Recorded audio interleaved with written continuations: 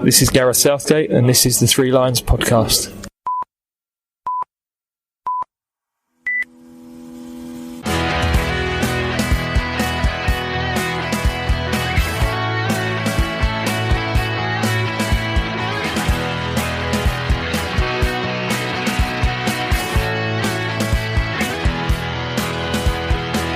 Hello and welcome to the Three Lions Podcast. My name is Russell Osborne and this is an independent England football supporters podcast.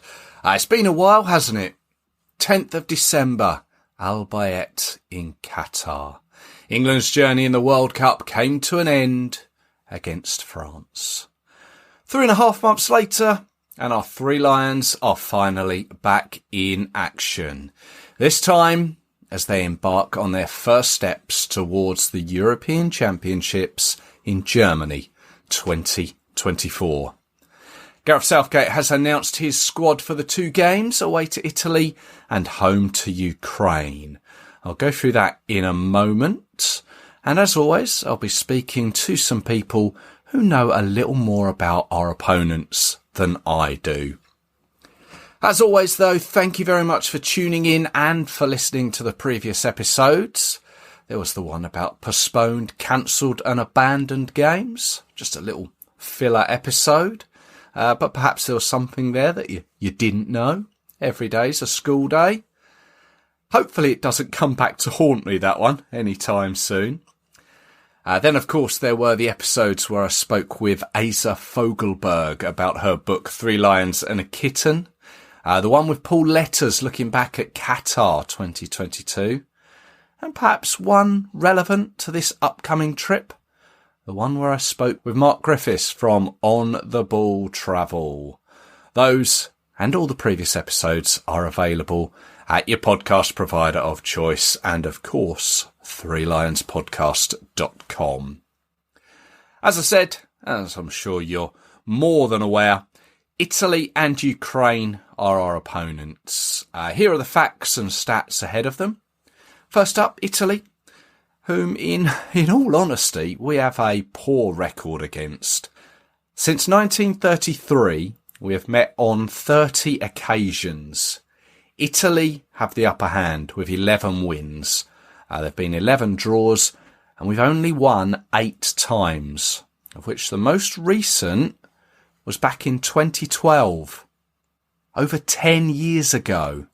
That was a friendly in Switzerland, in Bern.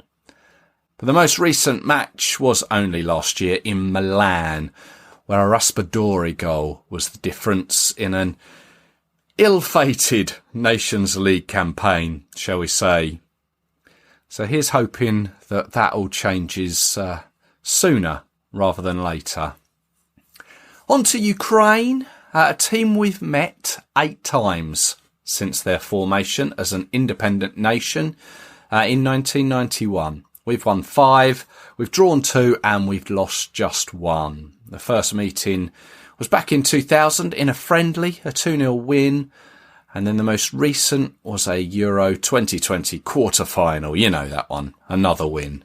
That one was on foreign soil in Rome. So, let's get on to it. The squad. One that Gareth Southgate announced on Thursday the 16th of March. And I have to say, it's one that doesn't surprise me, and one that does surprise me.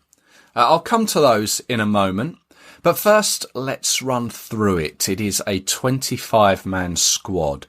Remember, they can only select 23 as a matchday squad. 3 goalkeepers: Jordan Pickford of Everton, Nick Pope of Newcastle United and Aaron Ramsdale of Arsenal.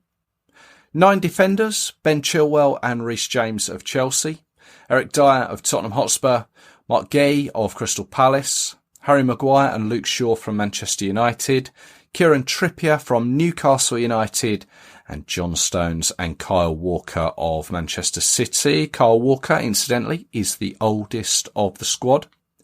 7 midfielders: Jude Bellingham of Borussia Dortmund, who incidentally is the youngest at 19 years old.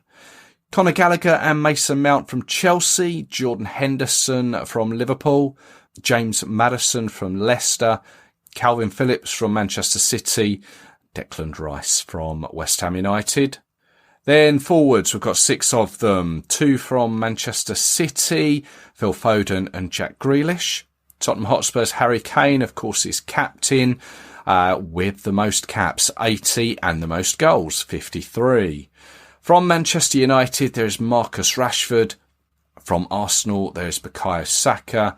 And from Brentford, Ivan Toney, who was brought into the squad on his 27th birthday. It is a squad with 206 caps to it and 109 goals. Has an average age of 26.3. And just to spread those names across the clubs, there are 5 from Manchester City, 4 from Chelsea, 3 from Manchester United, 2 from Tottenham Hotspur, Arsenal and Newcastle United, and 1 from Everton, Crystal Palace, Borussia Dortmund, Liverpool, Leicester, West Ham and Brentford.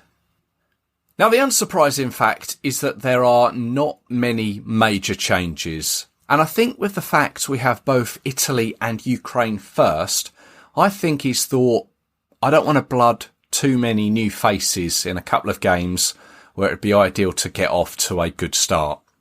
Perhaps he'll wait for the 2 June fixtures against Malta and North Macedonia, 2, with the greatest of respect, lesser opponents. But I personally think Gareth really needs to be considering the next generation. If, and I say a big if, this is his last shot at a trophy as England manager. I mean, he's already gone public by saying he was contemplating quitting last year, wasn't he? And I believe his contract only runs until the end of the Euros. He needs to be doing the right thing by the country, the right thing by the fans, and the right thing by the next manager, by making sure that we have a set of players who are ready to go. They've got experience and they're aware of the international game. So yeah, next squad, I'm hoping for some newer faces, put it that way. But it is good to see both Reece James and Ben Chilwell return. Of course, both missed the World Cup. So the surprising selections are Ivan Toney. I have to say, I did wonder if the betting charges hanging over him would hinder his opportunity. Clearly not. Gareth has said he's playing for his club and available for them. There hasn't been a trial or any judgment, so I don't know on what basis we wouldn't pick him. Well, I mean, he was in the squad for the Nations League games against Italy and Germany back in September of last year, but he never made it to the pitch. So he is uncapped at this moment in time. So this is the opportunity to tie him down, isn't it? He is scoring goals for Brentford at the moment. Yeah, good luck to him. Kyle Walker. This is the other surprising one. Recently caught on CCTV in some uncompromising positions. Basically, he was caught with his pants down, wasn't he? Which I didn't think would go down too well with Gareth. Although he has said that they've had to have a couple of long conversations between themselves. Now there's a fly on the wall conversation you'd want to be part of, wasn't it? Calvin Phillips is another one, surprising. I've said it before, perhaps it's unsurprising really. I've said it before and I'll say it again. He made a mistake in leaving Leeds to not get regular game time at Manchester City.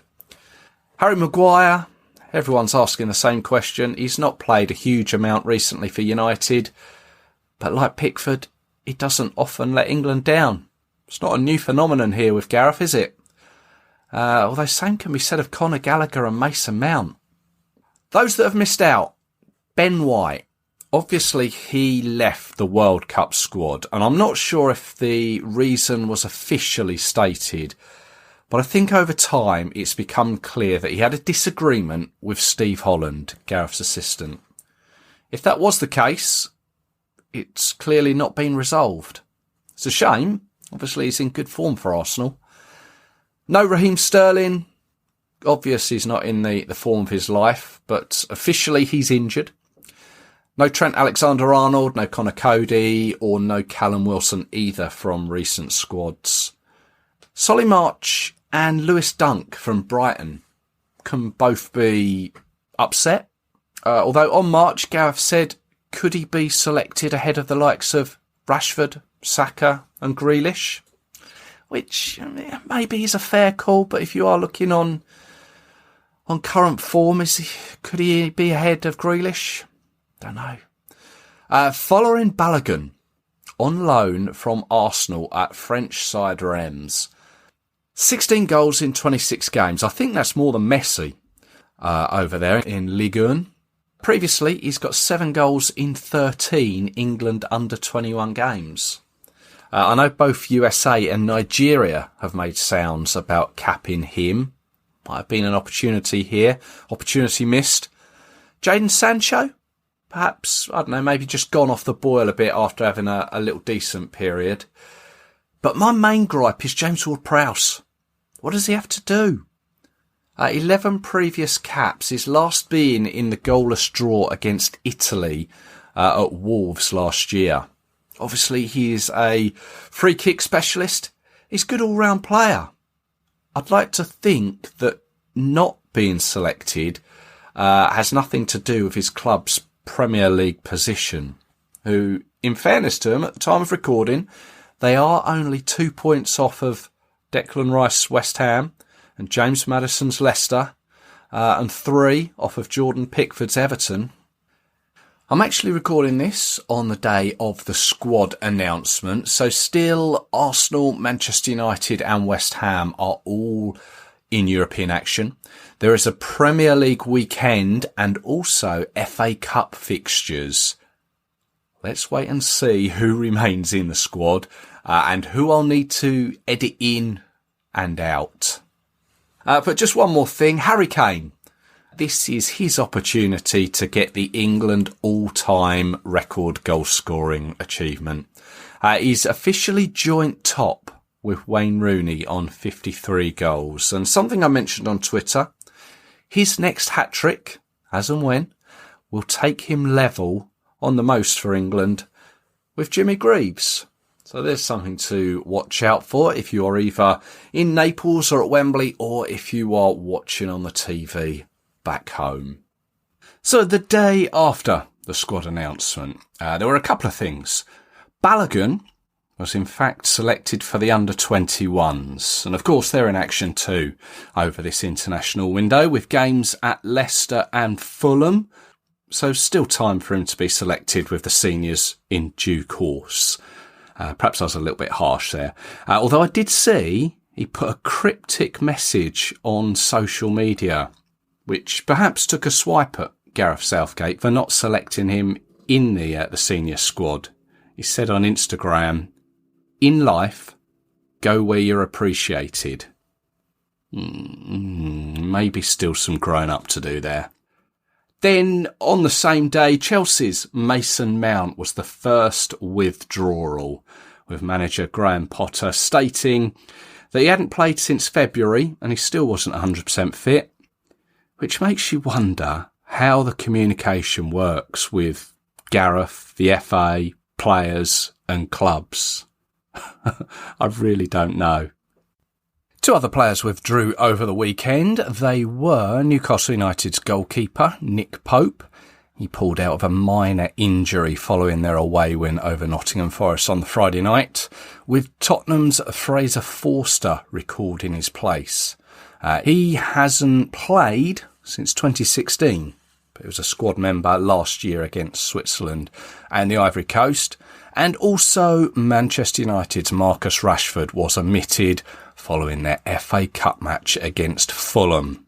Apparently picked up a knock there. That was an entertaining game, wasn't it, that one? But neither Mount or Rashford have been replaced. So at time of recording, we head to Italy with a squad of 23.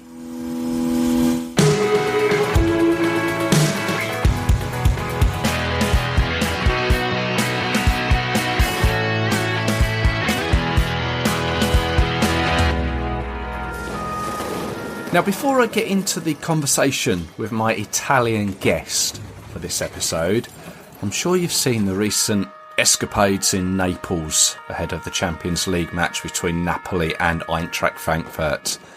It would appear that the city turned into I don't want to say war zone, what with the conversation that's still to come on the subject of Ukraine. But for those that have seen the footage, I can understand if some are having reservations. But it would appear that this was all pretty much premeditated. In a big fiasco by UEFA, basically, by banning Frankfurt fans, then not banning them for the fixture. Anyhow, they turned up en masse and by appearing to team up with Atalanta fans, caused chaos, outnumbered the local police, which obviously in turn provoked the Napoli fans. And the place was a mess, wasn't it? All I can say is this clearly isn't what the situation will be come our match. As far as I'm aware, there is no recent history. Let's not give the media the opportunity to knock England fans once again. Let's go, enjoy the city, enjoy the game, hopefully come away with all 3 points and leave UEFA just trying to sort out the Napoli-Frankfurt issue and, frankly, their own house. Yeah. Anyway, this is my chat, which was recorded before this incident occurred. Now, the city of Naples will host England for only the second time, the previous being back in 1990 for the quarter-final of the World Cup against Cameroon. It also hosted the semi-final that year between Argentina and Italy, and that caused some friction, as playing for Argentina in Naples was a certain Argentine. Back then, the stadium was known as the Stadio San Paolo. It's now known as the Stadio Diego Armando Maradona. There'll be a few who were there in 1990 who are once again going, but for the vast majority, myself included, it'll be the first time I have been to the city and the stadium. So looking forward to it. But as I always like to do, is to get someone to guide us about, tell us a little bit about the city. So I'm delighted to welcome to the podcast Michele Borrelli from the In the Shadow of Vesuvio, an English-speaking Napoli podcast. Michael, hello there. Hello guys, hello, you Russell. Well? Yeah, absolutely fine. It's a beautiful day today in Napoli, and it's perfect. You know how the season is going for the club, and it seems to be reflected in the weather as well right now. So it's everything perfect. That's what we want to hear. As long as that nice weather stays, come match day, everyone's going to be happy. So you're in. Actually, firstly, is it Naples or is it Napoli? In Italian, it's Napoli. Okay. So yeah, Napoli is the Italian name for the team and the city, obviously. Okay. So how long have you lived in Napoli? I was born and raised here. So I was born and raised here, but I also lived in the UK for a few years. Okay. I lived in the UK for 6 years. What delights of the UK did you live in? I lived in London, obviously, for 5 years, but then I moved to Scotland and I lived there for a year and a half. Okay. So it was I enjoyed that. I really enjoyed that. But it was time to come back. Was that for work or pleasure? No, I studied there. I worked, I got my degrees in the UK. Right. And then I moved back to Italy after a while. But I really enjoyed my time there. Oh, good to hear. Like to think that we host people well over here. Definitely do. You're born and bred Napoli, so you're an ideal person to guide us around the city, and that's kind of where I'd kind of like to start. We'll get onto the football in a bit, but Napoli as a city, what's it like there? So I would say, compared to even other cities around Italy, Napoli, I would say it's a very different kind of place. Maybe everyone says that about their own city, but I do believe that Napoli is the real expression of, being Italian. So what I joke about with some friends sometimes is that all the stereotypes about being Italian, they're actually Neapolitan stereotype. So what people know around the world, how they perceive an Italian to be like. In Italy, this would be the average Neapolitan. So the loud voice, or Right. the hand gestures, and the pizza, the spaghetti, literally everything about being Italian. Even the most common songs, the stereotypical songs when there is like a Little Italy scene in a Oh, movie. yes. Yeah, that's like 99% of the times they are Napolitan songs in Neapolitan, because we have Oh. our own language. So Oh, do you? I didn't know that. yeah. So it's one of the peculiarity about Italy is that it's a relatively new country, which means that basically we have very regional cultures. Italy is very much not a unified country. I lived in the north of Italy for a while, and it was very different. And I did feel like I was still living outside my own, let's say, comfort zone, my own city, my own country, let's say, because it's really a different, I lived in Udine, where Udinese basically is from. Yeah.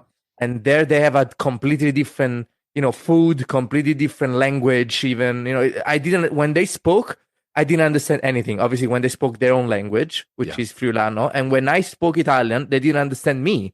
So yeah, we have these very big differences, and I think they also are reflected in the culture, obviously, and in the city itself. So what I would say about Napoli is that it's not an easy city to visit, which means that it's a little bit of a place to discover. I would say usually the metaphor I give to people is that, for example, if you go to Florence or if you go to Venice, they are beautiful, beautiful places. I love them. But, they are very tourist friendly, let's say. Everything gets handed to the tourists because it's, they cater to tourists a lot. Napoli is a little bit more raw in that sense. Like what you experience in Napoli, I would say is more genuine. It's more real, but it's also a little bit more difficult for the average tourist because, for example, in Florence or Venice, everyone speaks English because they have a majority of their customers are English, in the average shop. In Napoli, it's not the case. In Napoli, it's very difficult to find someone who speaks proper English, but it is a very, very welcoming city. So even if there is this, for example, language barrier, you would still be able to have a laugh with it. Like if you only speak English, if you go to the average shop, maybe the owner doesn't speak English, but he's gonna laugh about it. Like you're gonna have a laugh with it. They're gonna make themselves understood, and they're gonna understand you by hand gestures, even. So that's quite fun. It's a very genuine Italian experience, like you're never gonna experience anywhere else in the world and in Italy. That's what I would say about Napoli first and foremost. Well, that sounds like it sounds like we're getting the real experience. You mentioned pizza. Who doesn't like pizza? Of course, pizza originated in Napoli, didn't it? It did, yeah. Where's the best place to get pizza there? Oh, okay. So, that's a difficult. It's like asking, to a father who's the favorite son or daughter. It's very difficult. But in Napoli, you can get it everywhere. So I would say there is no such thing as Italian pizza. So obviously, okay, I'm gonna say that I'm a little bit biased, but I think I'm right when I say that the Italian pizza as a stereotype is wrong, because if you get a pizza in Rome or a pizza in Florence, in Milan, even, they are very different from the pizza you get in Napoli. And again, the difference I would say is that in those places they mostly make pizza how the tourists want them. In Napoli, for example, there is no concept of, touristic places where to eat. One of the questions I get asked a lot is, can you recommend me a restaurant where the locals go? And I don't have an answer for that, because there are no restaurants where only tourists go. All the restaurants also must cater to locals. So the quality of the food is pretty much good everywhere you go. In terms of pizza, there is this culture of, pizza napoletana. Obviously, it's a little bit different. It's a little bit thin, very fresh ingredients. It's quite a little bit of a religion in Napoli. The pizza, everyone is very snob about their favorite place. Like there's this pizza is amazing, and then say no, my favorite place is this. Oh no, that place is rubbish. That's how it goes. I'm gonna tell you what my favorite pizza is. Go on. My favorite pizza is in a place called Starita. Right. Starita in Mater Dei. The Mater Dei is the area where the pizza is, and it's part of the, I would say, there are about 7-10 historic pizza places in Napoli. So these are the 10 pizza places which everyone agrees that they are the best. And those are, maybe you've heard of some of them because some of them are quite famous internationally. So, for example, Da Michele, they shot some, I don't remember, like a movie with Julia Roberts, where she went to Napoli and she had a pizza. It was actually there in that place. So Da Michele is very, very famous. And it's also extremely busy. Sometimes there is like a 2-3 hours long queue outside this place. That's the reason why I never go there anymore. And it's a no frills place, so it's like it's a big restaurant, but the service is very minimal. The pizza is amazing. Some say it's the best in Napoli, which means the best in the world. But it's don't expect to be served like in a fancy restaurant there. Sometimes they make you sit next to people you don't even know just to save time. Yeah, that's part of the place. It's part of the beauty. Yeah, exactly. So I would recommend Starita. I would recommend Da Michele, and then I would recommend probably Sorbillo, which is another of the big ones. 50 Calò is also quite famous. Okay. Well, there's plenty to choose from then, it would appear. Now, obviously, we've mentioned Maradona. England and Maradona have got a bit of a love-hate relationship. Let's be honest. But from what I've seen from pictures around Napoli, there are a lot of Maradona murals, pictures, paintings around. Is that true? I mean, is he everywhere? It is, yeah. He's everywhere. Even in like in the talks, in the everyday discussions about football, there is always Maradona. There is always Maradona. Yeah. It's everywhere. It says everywhere, and sometimes I realize that I kind of probably took it for granted because seeing a Maradona picture, a Maradona mural around Napoli, it's like seeing Jesus or like religious shrines. They are very common, and after a while, you kind of take them for granted, okay, yeah, sure. I mean, it's Maradona. Of course, he has to be everywhere. But then, even like questions like yours, like they made me realize that it's not normal, to idolize a football player like that. So it's true. He's everywhere. There are a lot of places. You have to realize that in Napoli, it's almost that the club. I mean, it's almost 100 years old, and we only won the title twice. He only won the league title twice, and it was during the Maradona era. So it's pretty much a legend, and that's it. Before Maradona, there was nothing. After Maradona, until this year, maybe, hopefully, there was nothing. So Maradona was, every time you talk about football, which is a lot in Napoli, you eventually end up talking about Maradona. And, I'm part of a generation of people who didn't experience Maradona because I was born right after Maradona left Napoli. Yeah. And we grew up with a very bad Napoli side. When I was growing up, Napoli was in the second, third tier of, Italian league. So it was a very bad side. Eventually, obviously, they went bankrupt. But there was, like we always heard, Maradona stories from our relatives, Maradona this, Maradona that. Since, still to this day, for example, one of the topics is Maradona is the best player in the history of the sport, and he's never gonna be overtook by anyone, even Messi. When I asked, for example, my father, is Messi better because he's achieved much more than Maradona now, and he said no, this is not even close. He doesn't even engage in this topic. He says no, there is like no comparison whatsoever. And he seems to be objective about it. So I don't know. I want to believe him. Well, that's fair enough. If he was there and he saw what was going on at the time, then the emotions and the memories live long. We'll get on to Napoli and where they are currently in Serie A. But just sort of leading on to football, many people that I've read about people of Napoli, they are very much into the club side, Napoli, the club of the city, yet not so much interested in the national side. Is that true?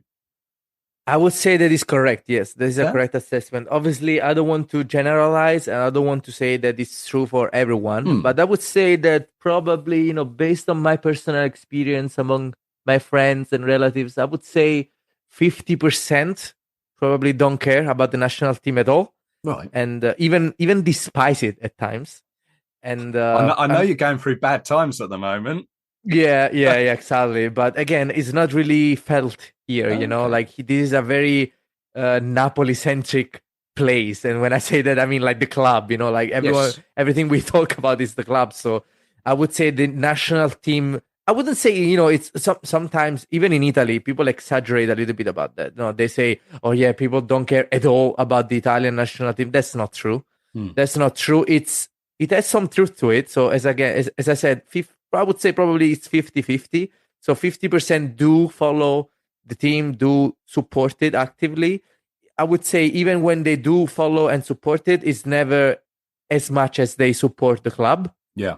But so the other half really doesn't care. And sometimes they actively cheer against the Italian national team. Wow. I mean, we're talking before the squad is announced, but I know recently there's been a few Napoli players in the squad. There was defender Di Lorenzo, and there was Raspadori and Politano, I believe, strikers. So I mean, do you cheer them on, or do you just say, no, you're playing for the national team this week, we're not interested?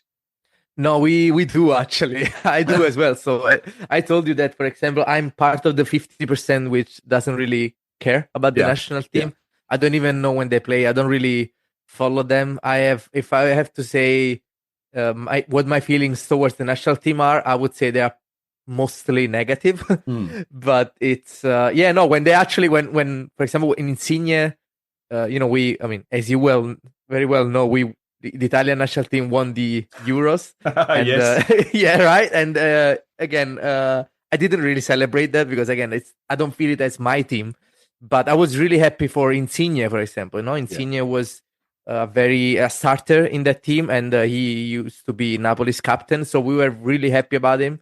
And a lot of all Napoli fans were happy for Insigne, were happy for Di Lorenzo. But other than that, most of the time, it's really, it's really about Napoli and about, the connection those players have with Napoli. It's not really about the national team as a whole. Yeah, that's fair enough. Everyone's got their own perspective on it.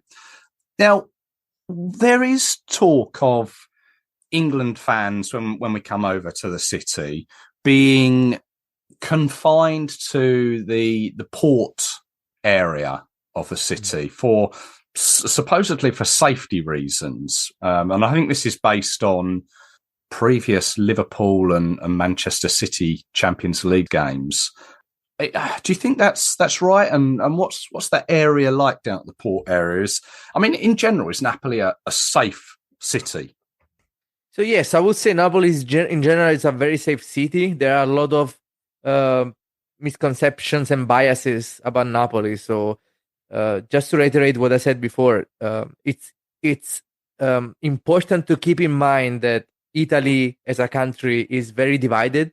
So we have one language, that's true, but we really don't perceive, for example, people from the north of Italy being same, having anything in common with people from the south.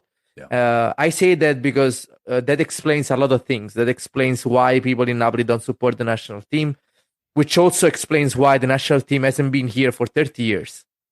Yeah. In general, I would say there are a lot of biases coming from people in other parts of Italy who say that Napoli is a dangerous city and stuff like that. Obviously, the south of Italy has the stereotype of being infected with organized crime, the mafia and stuff like that, which is true, but it's not obviously exclusive of the south. It comes from the south, but it's not exclusive to the south. I would say it's not more dangerous than no more dangerous than Rome. It's no more dangerous than Milan and Venice, and the statistics about crime also say that. we have to talk about the football side of it, though, because it is true that sometimes it can be dangerous for away fans to come to Napoli. That's unfortunately is the case. It's not as prominent, like, for example, let's say Napoli went to Frankfurt recently for a Champions League game. And I wasn't there, but I've been told that Napoli fans were hunted down by Frankfurt fans. That's not really what happens here. But there has been cases in the past where some, like criminals, because I don't want to even say Napoli fans, some criminals went around town, usually the day before the game. They just look for someone who doesn't speak Italian, someone who appears to be a tourist, and they just try to cause trouble, because they are, I don't know. I have no idea why. I honestly struggle to understand the reasons behind it. Territorial defense, kind of like animals, Yeah. But yeah, no, that there has been the case in the past. Having said that, it is rare.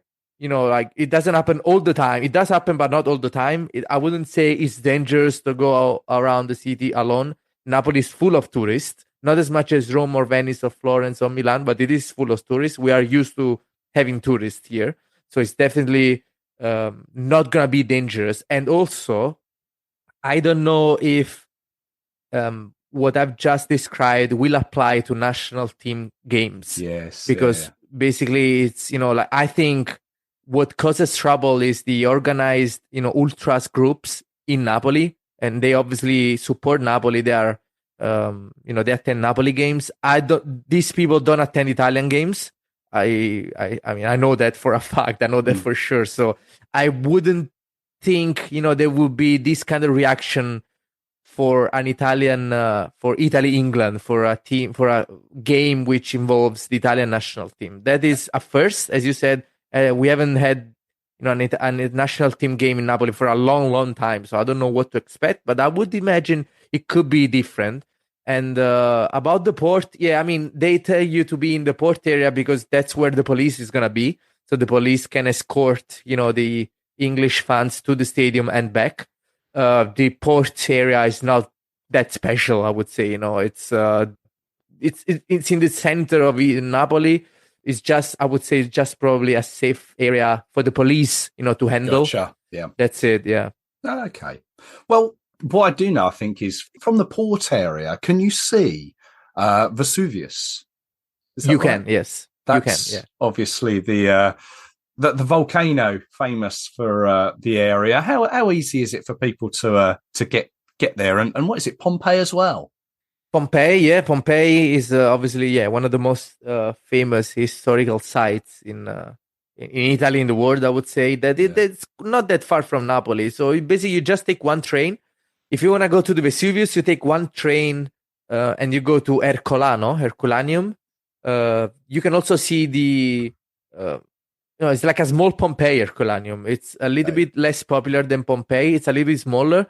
But it's also quite nice. It's very, very nice. And not a lot of people know about that. So if you don't feel like going all the way to Pompeii, you can stop in Herculaneum. You can see the historical sites there. And you can take I think there is a bus right outside the train station in Herculaneum. It brings you all the way to the top of the Vesuvius. I think from there, you also have to take another bus, which brings you as close to the crater as possible. Then from there, you obviously have to walk. Yeah. And you have to, I think, I'm not 100% sure about that because they changed it because of COVID. I haven't been there since, but I think you need to book the tickets online. So you can book them online. So it's better to book them online rather than go there and, because I've heard of people going there and actually being told that it's sold out. How can you sell out a volcano? I don't know, but yeah, that's what I've heard. So it's better to be safe and book everything in advance. Yeah, full capacity at the volcano. Exactly. Anyway, look, we've got to talk Napoli. Currently, as we speak, top of Serie A by a country mile. As you say, it's been some time since you won the Scudetto. Was it 1990, I think, wasn't it? It was 1990, yes. Wow. I mean, with Maradona, yeah. Yeah, Luciano Spalletti, he's going to be on the verge of being spoken about in the same way as Maradona, isn't he? If you win the title, like that's a question. I've been thinking about that because a lot of people are saying, even Spalletti or Kvaratskhelia, which is our new star, or Osimhen. People are saying, "Oh yeah, they're gonna be at the same level as Maradona," but that's not the case. That's not Maradona is a legend. You cannot be at the same level as a legend. Maradona was much more than just a football player here. Yeah. He was like even a leader. Like a real leader. And I don't want to get too deep into that because it would take hours. But Yeah. he actually made Napoli's problems his own. So he spoke to the fans and he spoke to the rest of Italy like a true Napolitan. And that's what it takes to get into the hearts of the Napoli fans, And as much as we love Spalletti, and we do, as much as we love all our current players, there is no Maradona. There's never going to be another Maradona. I feel very confident when I say that there's never going to be someone at the same level as Maradona. Even if Messi magically, joined Napoli tomorrow, he will never be at the same level because, no, it's just different. It's one of those unique things that are never going to happen again in the history of the city or the sport. So, yeah, but having said that, we are living through magical times here. As I said, I've never seen anything like it because I only heard, stories about Napoli winning the title. I've heard stories about how crazy it gets when Napoli wins something. And I grew up while I was hearing these stories. Napoli was losing all games in Serie B, the second tier of the Italian football league. So it was a little bit weird for me to understand that. It's like, oh yeah, you talk about Napoli being the top of the world, and then yet today I'm watching Napoli losing against a Serie B side. So what are you talking about? But yeah, we are going through very magical times. I think when you come to Napoli, you're gonna see a lot of Napoli flags. You're gonna see a lot of Napoli colors around town because people are getting ready for hopefully a big party. And every day I'm seeing a new flag popping up, from a balcony, from a window. It's quite emotional. You're coming to Napoli for an Italian, for the Italy, national team, but you're gonna be surrounded in, Napoli stuff. You'll see that. Oh, looking forward to it. And of course, you are on the In the Shadow of Vesuvio podcast, aren't you? Tell us a little bit about that.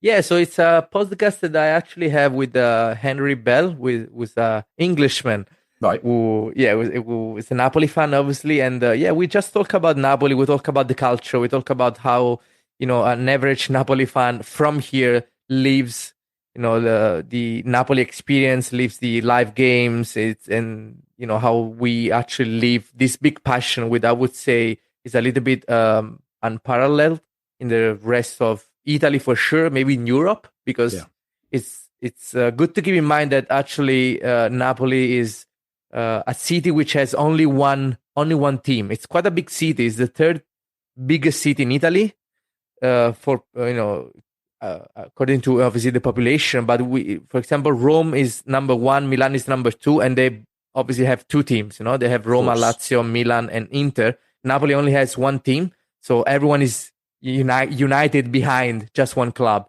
and that's quite beautiful to see. That's what we talk about in the podcast. The unique perspective of a Napoli fan who goes to all Napoli games, which would be me, obviously, and we share that for the rest of the world and for Napoli fans abroad mostly.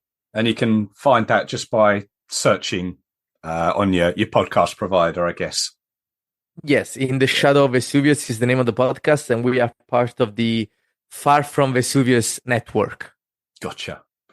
And one other thing I'd like to mention, obviously, I imagine tickets are really hard to get for Napoli fans at the moment, but you do try and help people in that sort of venture to find tickets for people, don't you? Yeah, so I have this business. I struggle to call it a business because for me it's more like it's too nice to be true. I really love doing it, but it is a business because it's obviously a paid service which aims to help just football fans or just tourists from all around the world experience Napoli games and obviously get tickets for Napoli games and just be prepared for the experience in general. So I've been doing this for a few years now, and it's because mostly it's very hard to get tickets in Italy for football games, especially in Napoli, but in Italy in general we have some very strict laws about football tickets. All tickets have to have for example, the ticket holder's name printed on them. I think your tickets will be like that as well. That's right.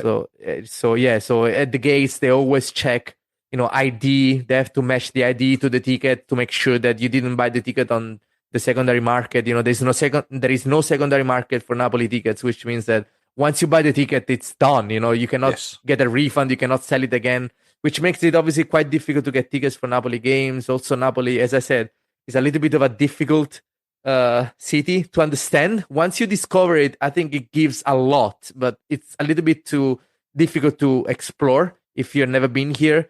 So I do that as well. I kind of give some guidance about the city, about the stadium, which has a lot of like small rules, which most people don't know. Yeah, well, for example, I've been contacted by some English fans for this game, actually, for Italy versus England. Yeah. Because they said that the away section is sold out, so they wanted to know if they could get tickets for other sections. Gotcha. And yesterday, unfortunately, I had to say no to an English fan, because unfortunately it is not possible. In theory, I mean that's the rules, but in theory it's not possible to go to any other section as an Englishman, as an English fan, because that's not really the culture here. We have a small, it's like 3,000 capacity away section, and all the other sections are home fans, home sections. There is no neutral section here. So in theory, if you are an English citizen and you try to get tickets for the home sections, you can, but the rule clearly states that they could deny entry to the stadium if they decide to do so. So I would be careful about that. I would be careful about going to other home section, especially the one next to the away section. I was asked that yesterday. I was because someone told me, I've been recommended to get tickets for the curva section next to the away section, and that is the wrong. I told him this is the most dangerous advice you've been given because it is literally the most hardcore section for home fans. Right. So definitely avoid that. So okay. I'm gonna say that for other English fans, if you want to get tickets for home section, try to get tickets for the tribuna section. Okay, but know that you could be denied entry. So you never know. Yeah. Nice one. And of course, you can be found on Twitter at Napoli Tickets. Yes, that's right. Yes. Is it just Twitter, or is it Instagram as well? I use Instagram. I use Facebook. I use Reddit. I use WhatsApp. Yeah, but mostly I use Twitter for messages. Instagram, Facebook, and WhatsApp. But I share news on Twitter mostly. Great stuff, Michael. Many thanks for your time. It's really appreciated. I'm really looking forward to coming and visiting Napoli and just seeing what it has to offer, and hoping that weather that you've got there stays true for us. Let's hope so. It's been my pleasure, really my pleasure. You'll enjoy Napoli. You'll feel very welcome here. Many thanks, and good luck to your club side Napoli. I'm sure you'll do it. Let's hope so. Fingers crossed.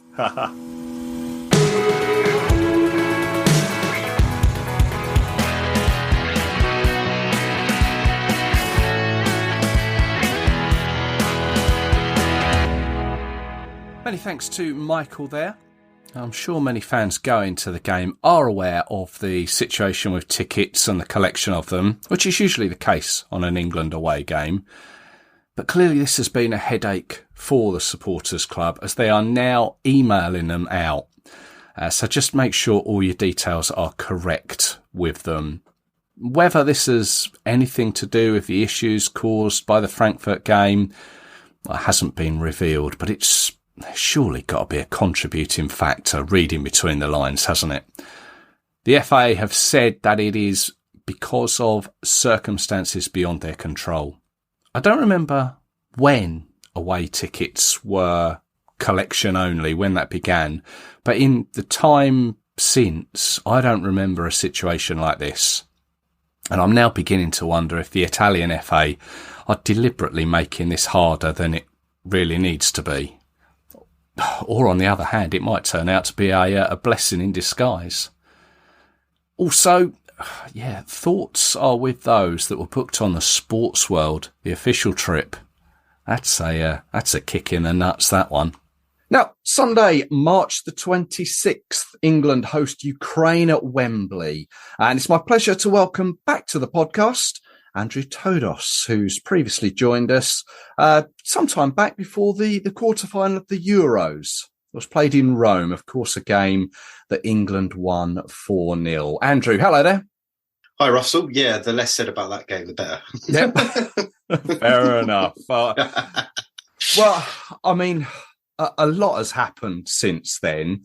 I don't really know how to start, but I know when we did speak, you explained that you live in London, but you have Ukrainian family. First of all, I mean, are you all right? Are you well? And your family, is everyone well there?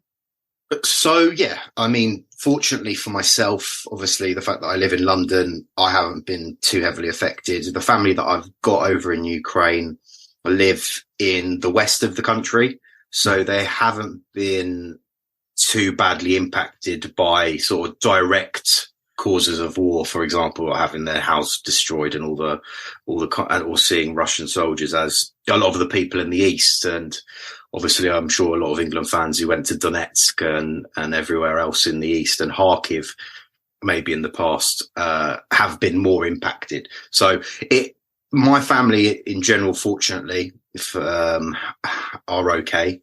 Got a lot of friends in the media, etc. A few have gone to actually fight. One of them's a medic on the front line. A lot of football ultras have sadly passed away from multiple clubs across Ukrainian sides, and obviously all the thousands of others. So it's been a tough year, 13 months for sure. But I think hopefully this game coming up on Sunday, the 26th, will be another bit of respite for everyone, just to sort of forget about the war for 90 minutes and enjoy a bit of football. Yeah, I mean, it's often said that football is a well-known sort of morale lifter. So, I mean, what are sort of the expectations of the Ukraine national side sort of going into it? Well, I mean, I guess I can sum up the group, really. I think a lot of people, especially in Ukrainian media, haven't written Ukraine off as such, but are highly pessimistic in Ukraine finishing either in the top two spots. So essentially, Ukraine know that there's this fallback of the playoffs for the Euros, as there always is if you finish third. And due to the way that the Nations League works and like second place teams and all this kind of stuff, it's like almost pretty certain that Ukraine will get in those playoffs if they finish third in the group. Like it's like high chance of that. Yeah. So that, I guess, is something that is possibly worked on at the moment.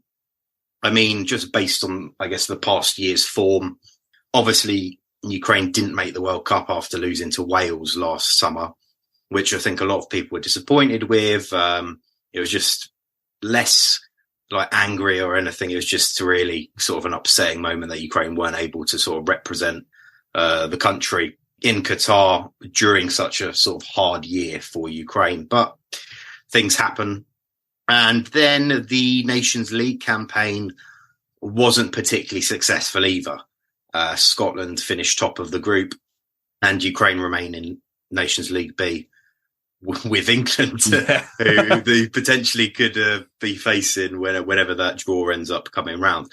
But the question is, I guess, everything's a bit up in the air with Ukraine at the moment. It's a bit of a weird limbo state for the national team because they don't actually have a full-time manager. So Alexander Petrikov, who was the manager for the past sort of year and a half, he came in after Andriy Shevchenko's contract wasn't renewed after that Euros that we spoke about. He was there. Obviously, his own contract wasn't renewed in December of 2022 because of the fact that Ukraine didn't make the World Cup, didn't do too well in the Nations League. So he was sort of let go, per se.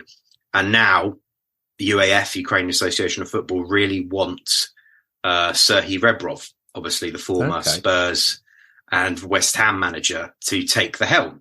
Wasn't Rebrov and Shevchenko, they were the duo, weren't they? Yeah, the duo. And he's seen as one of the most sort of prospective, up-and-coming, or I don't know, most established, best Ukrainian manager that there is out there at the moment. And he's currently manager of Al Ain in the United Arab Emirates. Okay. And as a result, his contract doesn't actually end until this summer. So they can't actually, the UAF can't actually announce him or agree a deal, I think, without paying massive amounts of compensation, which obviously they don't actually have the money to pay at the moment. So they're sort of waiting out for his contract to end in the summer and then potentially snap him up then. But for the time being, Ukraine have got an interim coach, a caretaker manager per se, called Ruslan Rotan. He's he used to be he's a veteran of Ukrainian football, really, a veteran of the Ukrainian national team back in the day. I think he got close to 100 caps for the national team. Similarly, he played for the likes of Dnipro, he was captain of them when they made the sort of Europa League final back in 2015, and he even played against England a few times over the course of his career as well, especially in that 1-1 draw at Wembley back in 2012. And as a result, he's been given the job. But the reason that he's been given the job is because he's already got quite close ties to the Ukraine Association of Football, because he's actually the Ukraine under-21 manager. Oh, right. So he's been given the senior job for the England game, with the hope that Rebrov will be sorted out in the summer, even though the fact that Ukraine's under-21s have qualified for the Euros this summer. So there's all this sort of hoo-ha of he's actually not going to be in charge of the under-21s who've got a couple friendlies warming up for that tournament this month at the same time as obviously the England-Ukraine games going on. And on top of that, Rotan also was given a club job in January in the Ukrainian Premier League. So he's got a full-time job as a club coach of Alexandria in the Ukrainian Premier League. He already was the Ukraine under-21s manager, and now he's also the Ukraine national team manager. So he's currently juggling 3 jobs. He has to walk out the front door with the right hat on. He has to make sure. Exactly. What squad am I going to pick today? Like, what players am I looking at? You know what I mean? Oh, well, fair play to him for, obviously, I want to see England win, but yeah, I wish him all the best in this interim period whilst he's got 3 jobs on the go. I mean, this is the first game, I think I'm right, for Ukraine since that Scotland game in September last year, I think. Yep. So that was a 0-0, boring, very cold evening in September. And yeah, they didn't end up having any friendly games in November when I think there was the opportunity for it. Because I think as far as I'm aware, the Ukrainian Association of Football and the Ukrainian Premier League and the clubs as well wanted to try and play as many matches of the Ukrainian Premier League as they possibly could before the annual winter break, just in case anything, obviously with the war, etc., potentially might have derailed anything. Right. Fortunately, it didn't. They played out those fixtures, the clubs, that is. But as you mentioned, Ukraine haven't played for the best part of 6 months together. So it's going to be interesting. And I think a lot of people are sort of none the wiser as to what we can actually expect. Yeah. I mean, with domestic football over there, I did see that it began and obviously it is still going on. Last time I saw it, it was all behind closed doors, and I can well imagine it still is. But what's the situation with domestic football in Ukraine? Yes, so essentially, just like you said there, it resumed, well, the new season, the 2022-23 season started at the end of August in closed stadiums across Ukraine, in safe areas, of course, that were less at risk of being attacked by missiles, etc. No fans, as you say, so it's behind closed doors, very sort of COVID-y style. Yeah. And on top of that, there is the added risk / delays and interruptions from air raid sirens or potential air raid strikes.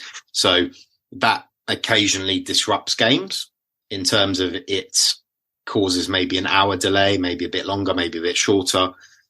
players all go down to a nearby bomb shelter or some sort of shelter that is regulated for that particular thing.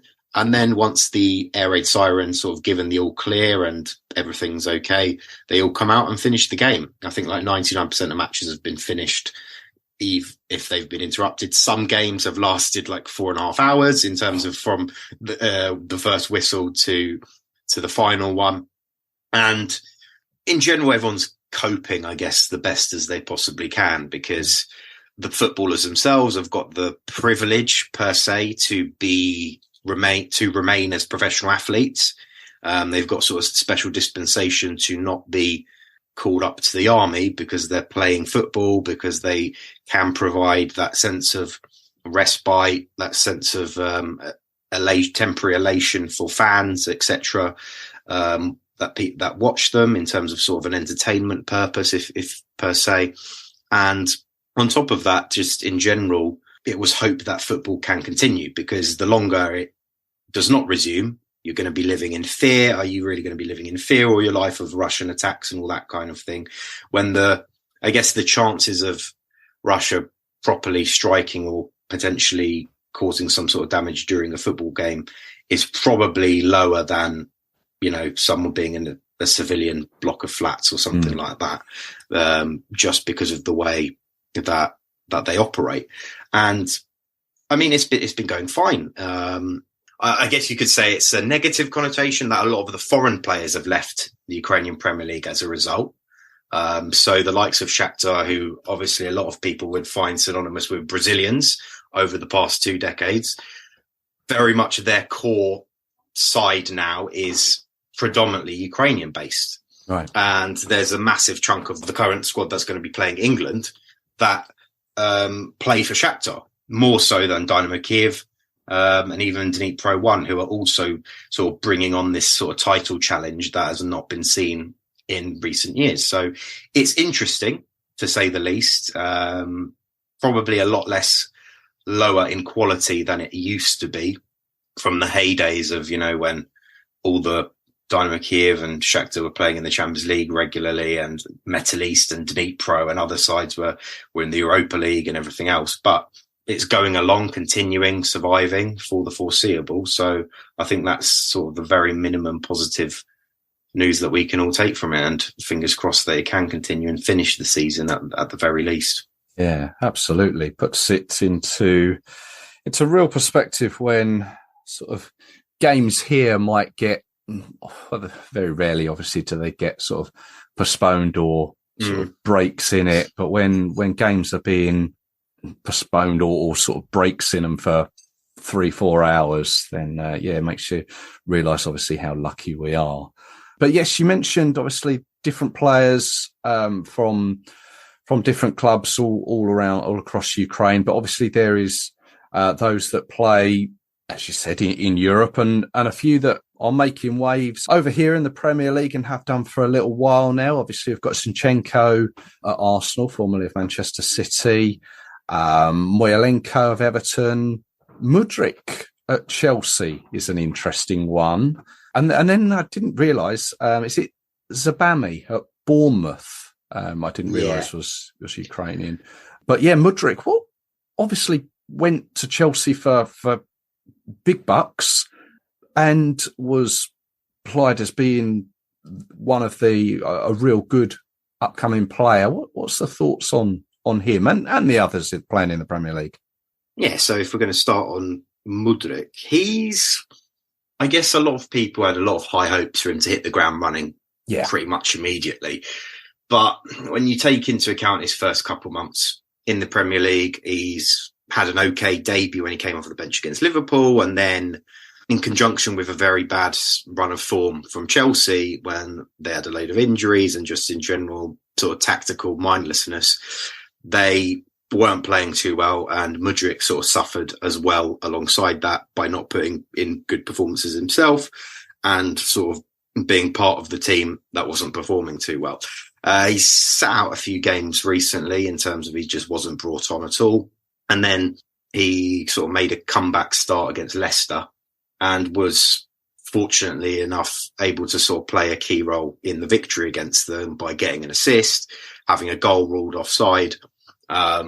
Just in general, looking a bit more like his previous self that a lot of people saw in the Champions League back in the autumn when he was playing for Shakhtar against the likes of Real Madrid, Leipzig and Celtic. So I think that time is all that he really needs. He just needs to get adapted to the Premier League a bit more. Probably won't be fully adapted to English football, I don't think, until at least the summer when he gets a proper pre-season in, when he's got some proper match fitness in, because he hasn't really played proper football sort of week in, week out since November when he was at Shakhtar, and then the winter break came and all of that.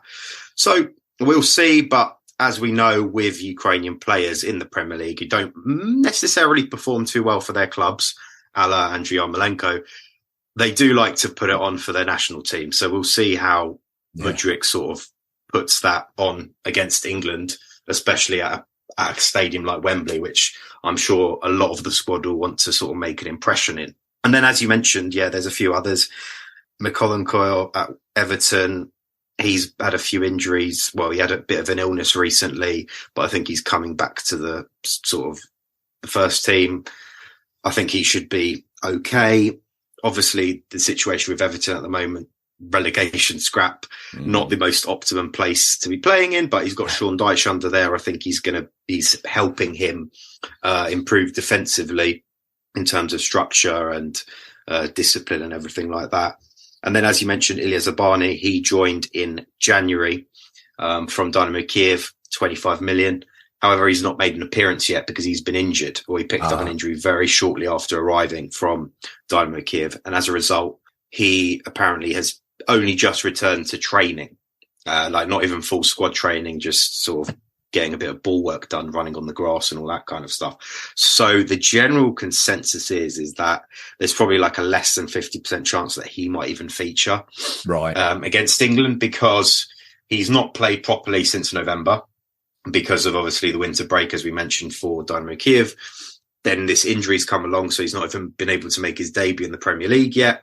And on top of that, it might just be a bit too soon to literally throw him in first game against England when he's not played football for 6 months, which I don't think would be particularly wise. So I guess, and obviously I think Zinchenko, everyone's been watching Arsenal over the past season and he's been one of the key players. And I think that he's going to be very much the leader for Ukraine in this international break. And as vice captain, very much considered the fact that Andriy Yarmolenko is also an injury doubt.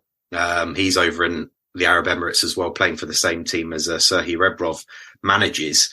He's a bit of an injury doubt as well. So if Yarmolenko doesn't feature, then it's more than likely that Zinchenko will lead the team out as captain at Wembley. Oh, it's going to be an interesting one. Are you planning on going? Yeah, absolutely. Got a bit of work in and around the game, so we'll be kept busy both beforehand and during the game, but very much looking forward to it because I think it's going to be a special occasion. Like you said, I saw the video that came out from Gareth Southgate last week where he was saying that it's going to be a special occasion, especially with refugees coming along. I think the FA's invited over 1,000, given free tickets out to Ukrainian refugees, and the away end's sold out as well. So a good, I don't know how many, 3,000, 4,000 Ukraine fans in the stadium. I think it's going to be, on top of obviously the sellout in the England home end, it's going to be a great occasion. Yeah, I'm looking forward to it. I will be there.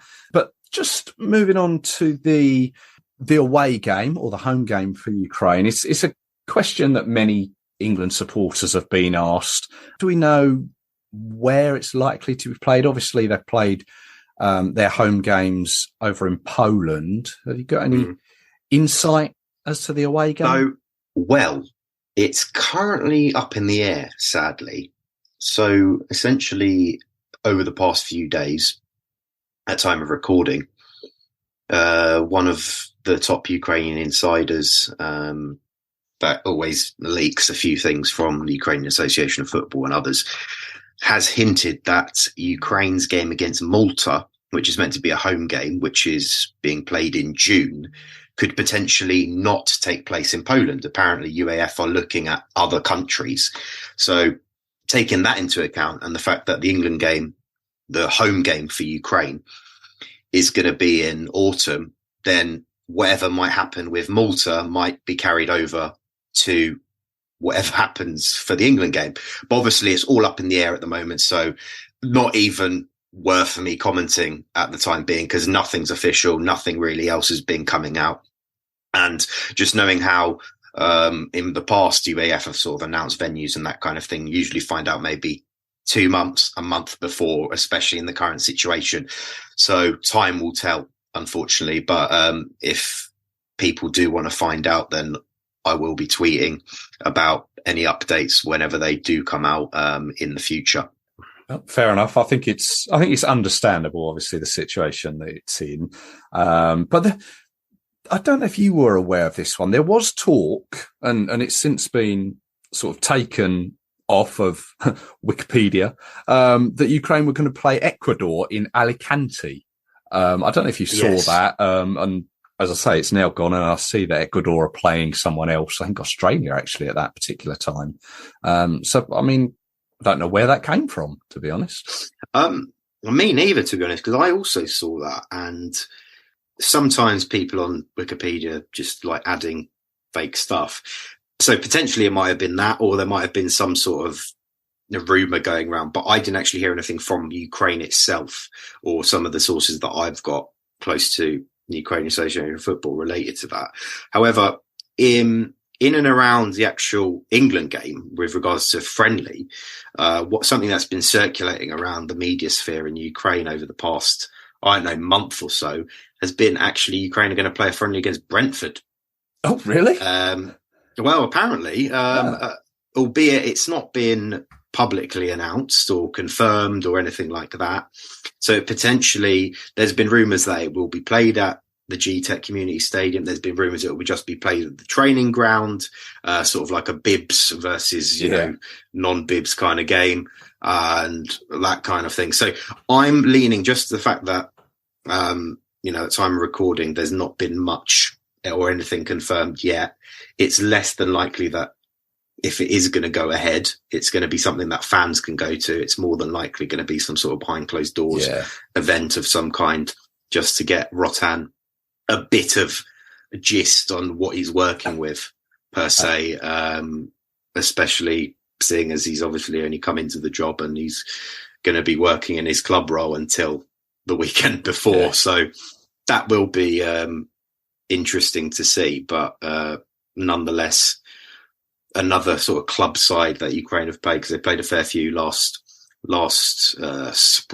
summer ahead of those World Cup playoffs. And, you know, they are a bit pointless in the sense that they don't count towards a record or anything like that in FIFA terms. But if they're pretty handy, it means that Ukraine doesn't have to travel anywhere. They can be based in London for the entire week before the England game. And if they obviously have the bonus of playing against someone such as Brentford, who not all of their squad will be away on international duty, etc., then it's an added bonus. Yeah. No, I'm just thinking this now, because obviously it's a 5-team group, which is why there's a possibility of playing that extra game. Yeah, that's an interesting one. Now, just to sort of maybe round it off a little, I know that you've got your own podcast, Ukraine Plus Football, been going for a little while now. Do you want to tell us a little bit about that? Yeah, sure. So I guess it's a fairly regular podcast that myself, a British expat who lived in Kiev for 10 years, my friend Adam, and another Kiev resident, local, Ray, all co-host. We release fortnightly episodes, sometimes weekly, sometimes a bit longer, just depends on when we can all find time to record. And we talk about Ukrainian football in terms of the Ukrainian Premier League, what's going on, players abroad, such as obviously the players in the Premier League, how they're getting along, players in France, and further afield. And also all the other topics that come around, obviously with the war and all that kind of stuff. Sometimes we have guests on, sometimes we preview, obviously, the sort of Europa League games, the Champions League and everything else related to Ukrainian football. So if anyone does want to listen, you can just find us on any of the usual podcast providers. And yeah, Ukraine plus sign football. Yeah. No, I noticed that you had, you spoke, was it Andy Brassel you spoke with recently? Yeah, he was good fun to come on to talk a bit about Shakhtar and Feyenoord, who Shakhtar are playing in the Europa League recently. Yeah. Oh, nice one. Yeah, I'll link to that on the Three Lions podcast. Andrew, thank you very much for taking the time to join us and speak about the game. Obviously, you're on Twitter. Now, this is the bit that I always struggle with. You're going to have to pronounce it for me. Sure. Zoria Londonsk. There we go. Zoria at Zoria Londonsk. Yeah, once again, thank you very much for your time and just giving us a little insight into what life is currently like back in Ukraine. And I obviously I speak for a lot of people, I'm sure, in just hoping that this all ends very soon and positively in Ukraine's favour. And obviously I wish all the best to your friends and family back there. Thanks a lot, Russell. Been a pleasure talking, and yeah, fingers crossed for a positive result on the battlefield and also a great game on Sunday when England take on Ukraine.